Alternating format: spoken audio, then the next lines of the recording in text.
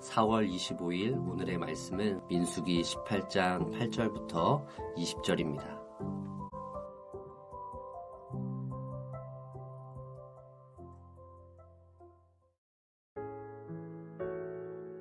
여호와께서 또 아론에게 이르시되 보라 내가 내 거제물 곧 이스라엘 자손이 거룩하게 한 모든 헌물을 내가 주관하게 하고 내가 기름 부음을 받았으므로 말미암아 그것을 너와 내 아들들에게 영구한 몫의 음식으로 주노라.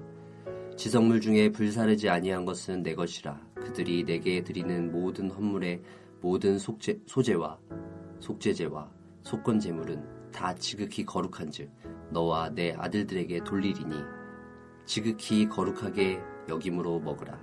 이는 내게 성물인즉 남자들이 다 먹을지니라. 내게 돌릴 것은 이것이니 곧 이스라엘 자손이 드리는 거제물과 모든 요제물이라. 내가 그것을 너와 내 자녀에게 영구한 몫의 음식으로 주었은즉 내 집에 정결한 자마다 먹을 것이니라. 그들이 여호와께 드리는 첫 소산 곧 제일 좋은 기름과 제일 좋은 포도주와 곡식을 내게 주었은즉 그들이 여호와께 드리는 그 땅에 처음 익은 모든 열매는 내 것이니 내 집에서 정결한 자마다 먹을 것이라. 이스라엘 중에서 특별히 드린 모든 것은 내 것이 되리라. 여호와께 드리는 모든 생물에 처음 나는 것은 사람이나 짐승이나 다 내 것이로되 처음 태어난 사람은 반드시 대속할 것이요 처음 태어난 부정한 짐승도 대속할 것이며 그 사람을 대속할 때에는 난 지 한 달 이후에 내가 정한 대로 성소의 세겔을 따라 5세겔로 대속하라.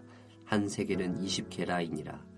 오직 처음 태어난 소나 처음 태어난 양이나 처음 태어난 염소는 대속하지 말지니 그것들은 거룩한즉 그 피는 제단에 뿌리고 그 기름은 불살라 여호와께 향기로운 화제로 드릴 것이며 그 고기는 내게 돌릴지니 흔든 가슴과 오른쪽 넓적 다리 같이 내게 돌릴 것이니라.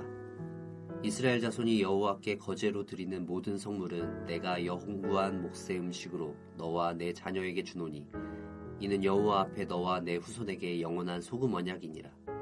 여호와께서 또 아론에게 이르시되 너는 이스라엘 자손의 땅에 기업도 없겠고 그들 중에 아무 분깃도 없을 것이나 내가 이스라엘 자손 중에 내 분깃이요 내 기업이니라.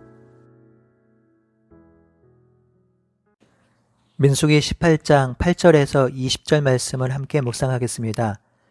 민수기 18장 1절에서 7절은 제사장과 레위인의 임무, 의무, 책임에 대한 기본적이고도 근본적인 설명을 하고 있습니다. 이와 연결해서 8절에서 32절은 제사장과 레위인이 차지하는 목에 대해서 설명하고 있습니다. 8절은 제사장이 차지하는 목의 서론입니다. 하나님은 아론에게 이스라엘 백성이 하나님께 드리는 거제물, 곧 이스라엘 자손이 거룩하게 한 모든 헌물을 주관하라고 합니다. 거제물이란 표현은 오늘날 잘 쓰지 않은 표현인데요. 원문으로 보면 보호된 것, 남겨둔 것을 의미합니다. 선물로 보호된 것, 선물로 남겨진 것을 뜻하는데요. 통상적으로 백성에게 받는 거룩한 제물이 거제물이라고 할 수 있겠습니다. 하나님은 아론에게 거제물을 주관하라고 하는 것뿐만 아니라 거제물을 아론과 그 아들들에게 제사장 목으로 주시겠다고 합니다. 그렇다면 하나님께서 백성들이 드린 거제물을 제사장 목으로 주시는 이유가 무엇일까요? 그것은 제사장과 레위인들이 기본적으로 땅을 기업으로 받지 않기 때문입니다. 고대 근동에서 신에게 제사를 드리는 제사장은 상당히 부유했습니다. 신전에는 경작지가 큰 집이 있었고요. 제사장은 사회 경제적으로 지배계층에 속해 있었지요. 하지만 이스라엘의 제사장은 이방 땅의 제사장과는 달리 땅 자체를 기업으로 받지 않았기에 태생적으로 먹고 살 길이 막혀 있었습니다. 태생적으로 가난하게 태어난 것이지요. 그래서 하나님은 하나님께 드린 제물을 제사장에게 주는 목이 되도록 하신 것이지요. 9절에서 20절은 아론이 받을 거제물의 종류를 열거하고 있는데 총 6종류로 나눌 수 있습니다. 이 거제물은 다시 둘로 구분할 수 있는데요. 하나는 제사장만 먹을 수 있는 것과 또 다른 하나는 제사장의 가족이 먹을 수 있는 것입니다. 먼저 6종류를 간단히 살펴보고 적용을 하겠습니다. 첫 번째 종류는 9절에서 10절에 이스라엘에 바친 제물 가운데 제단에 불태워 바치고 남은 것입니다. 이것은 모두 제사장의 목이 되지요. 하나님께 바친 거룩한 희생제물 가운데 제단에서 태우지 않은 것은 아주 거룩한 것으로 아론과 그 아들들이 거룩한 구역에서만 먹을 수 있는 것입니다. 두 번째 종류는 11절의 요제물입니다. 요제물은 제사장 가족 전체가 먹을 수 있지요. 요제는 흔들어서 드리는 제사인데요. 이렇게 흔드는 행위는 수확한 농산물이 세속적인 영역에서 거룩한 장소로 들어 옮긴다라는 상징이 담겨 있습니다. 세 번째 종류는 12절에 처음 난 기름과 포도주와 곡식이고요. 네 번째 종류는 13절에 처음 익은 모든 열매입니다. 다섯 번째 종류는 14절에 특별히 드린 것인데요. 특별히 드린다라는 문구를 세번역으로 보면 이스라엘 안에서 나의 목으로 바쳐진 것으로 번역되어 있습니다. 거룩하여 구별하여 구분해 놓은 것인데요. 이렇게 하나님의 목으로 구별하여 드린 것은 모두 제사장의 것이 된다는 것이죠. 이것은 돈으로 사고 팔 수 없고요. 다른 것으로도 바꿀 수 없습니다. 여섯 번째는 15절에서 18절에 처음 태어난 사람이나 짐승입니다. 태를 처음 열고 나오는 생물은 사람이나 짐승이나 할 것 없이 나면서부터 모두 하나님의 것이죠.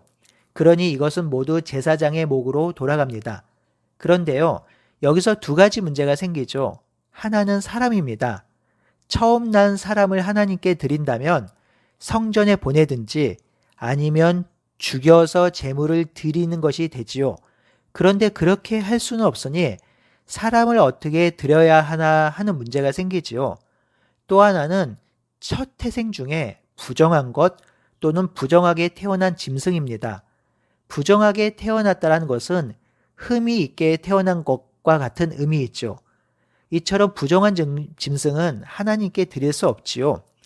이 문제를 어떻게 해결하면 되나요? 바로 대속입니다. 대속하면 되는 것이죠. 그래서 16절 이후에 대속에 대한 규례가 설명되고 있습니다. 첫 태생인 사람을 대속할 때는 한 달 이후 성소의 세겔을 따라 은 5세겔로 대속하라고 하셨습니다. 한 세겔은 20겔이죠. 그러니까 은 5세겔을 드리면 바로 그 첫 태생을 드린 것과 똑같이 여겨주겠다고 하시는 것입니다. 그리고 부정한 짐승도 대속하면 되는데요. 오늘 본문에는 부정한 짐승을 얼마로 대속해야 하는지는 나와 있지 않습니다. 여기서 예외가 있는데요. 처음 태어난 소나 양이나 염소는 대속하지 않습니다. 그것은 거룩한 즉 그 피를 제단에 뿌리고 그 기름을 불살라 여호와께 향기로운 화제로 드리라고 합니다. 그리고 고기는 즉 흔든 가슴과 오른쪽 넓적다리 같은 것은 아론에게 돌아가지요. 하나님께서는 6종류의 거제물, 즉 모든 성물을 아론과 그의 아들들 제사장에게 주시겠다고 약속하셨고 이것은 하나님께서 주시는 선물이며 보수입니다. 이것을 소금을 치며 이스라엘과 맺은 하나님의 영원한 언약이 되는 것입니다. 20절은 보충적 설명으로 제사장이 무엇을 기업으로 받는지를 설명하고 있습니다. 아론과 그 자손들, 제사장은 이스라엘 자손의 땅을 기업으로 받지 못하지만 하나님이 이스라엘 자손 중에 아론의 분깃이요 기업이 되신다고 하셨습니다. 기업, 분깃은 하나님의 선물로 주신 것인데요. 구약에서는 통상적으로 기업을 땅으로 이해하지요. 제사장은 이 하나님이 그들의 땅이 되는 것이고요. 하나님은 그들의 선물이 되는 것입니다. 그러니 이스라엘 백성이 하나님께 드린 제물이 제사장의 기업, 분깃이 될 수 있는 것이죠. 세상적 물질의 흐름을 따르자면 제사장은 백성이 주는 것으로 먹고 사는 것처럼 보입니다. 하지만 제사장은 하나님이 먹이십니다. 왜냐하면 백성이 드린 제물은 이미 드려졌기 때문에 이미 하나님께 드려졌기 때문에 하나님의 것이며 하나님께서 하나님의 것을 하나님의 권한으로 제사장들에게 선물로 주시는 것이기 때문입니다. 그러니 제사장은 백성이 주는 음식으로 얻어서 먹는 존재가 아니라 하나님의 은혜와 사랑으로 먹고 사는 존재입니다. 20절이 그것을 얘기하고 있어요.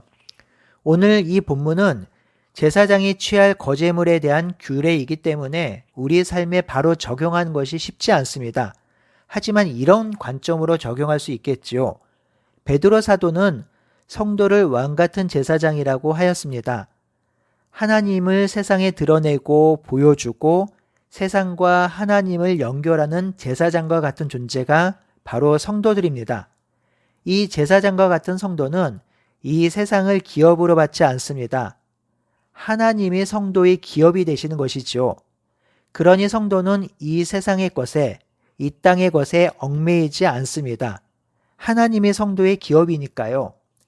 이렇게 하나님의 성도의 기업이 될 때 하나님은 구약의 제사장들에게 거제물을 약속하신 것처럼 성도들에게도 거제물을 약속하십니다. 그것이 바로 일용할 양식이라고 할 수 있겠지요. 하나님은 하나님의 거룩한 제사장 된 성도들에게 일용할 양식을 날마다 주심으로 하나님을 기업으로 삼는 주의 성도들을 먹이시고 입히시고 살게 하십니다.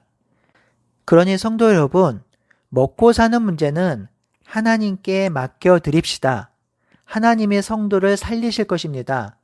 이 사실을 철저히 깨닫고 믿은 다윗은 여호와께서 나의 목자가 되시니 부족함이 없다라고 믿음의 고백을 하였지요.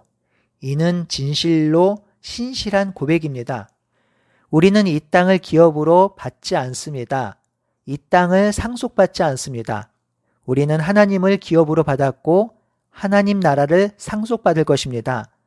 하나님 나라를 상속받는 우리들은 하나님의 백성이니 하나님이 먹이실 것입니다. 그러니 이것을 신실하게 믿고 살아갑시다. 하나님이 우리의 삶을 책임지실 때 하나님이 우리에게 기대하고 소망하는 것이 있지요. 바로 우리가 성도가 하나님의 나라와 의를 구하는 삶이죠. 그 하나님 나라와 의를 구하는 삶을 살 때 하나님은 우리의 삶을 책임지신다고 약속하셨습니다. 오늘 하루도 하나님 나라를 상속받고 하나님을 기업으로 받아 살아가는 백성답게 하나님을 온전히 신뢰하며 우리에게 주어진 소중하고 아름다운 특권과 책무를 잘 감당하며 살아가는 우리 모두가 되기를 바라고 소원합니다. 아멘.